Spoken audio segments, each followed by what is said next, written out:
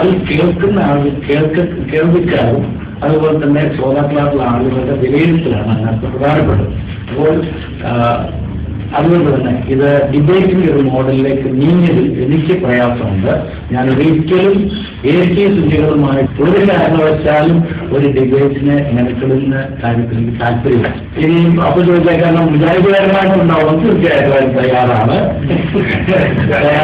കാരണം അവരുടെ അജ്ഞത നിങ്ങൾക്കും അറിയാം, നിങ്ങൾക്കറിയാത്ത അജ്ഞത ഞങ്ങൾക്കും അറിയാം. എന്നാൽ ചൂഷണം എന്നുള്ളതല്ല, അതിനകത്ത് യാഥാർത്ഥ്യമാണ്. നമ്മൾ പറയുന്ന പദങ്ങളൊക്കെ വളരെ ശ്രദ്ധിക്കണം. നമ്മൾ സ്നേഹത്തിന്റെ ഭാഷയിൽ സത്യം സംസാരിക്കണം. സത്യത്തിന് വേണ്ടി മാത്രം നിലനിൽക്കുന്നവരാണ് നമ്മൾ. അതുകൊണ്ട് സത്യത്തിൽ നിലനിൽക്കണം. പിന്നെ നമ്മൾ മനസ്സിലാക്കിയിരിക്കുന്ന സത്യത്തെ നമ്മൾ പങ്കുവെക്കുകയാണ്. ഈ പങ്കുവെക്കലാണ് തുടരേണ്ടത്. തീർച്ചയായിട്ടും അടുത്ത ഒരു സമയത്ത് തന്നെ ഒരു പങ്കുവെക്കലുണ്ടായിരിക്കും.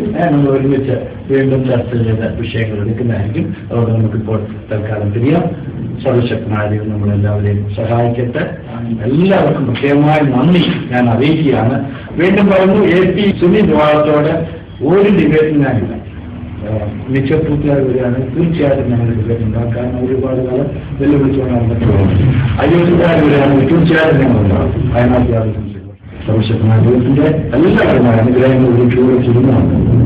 വീണ്ടും നമുക്ക് ഒരുമിച്ച് കൂടി കാണാമെന്നുള്ള പ്രാർത്ഥനയോടെ തൽക്കാലം ഇവിടെ വാങ്ങുന്നു. നന്ദി, നമസ്കാരം.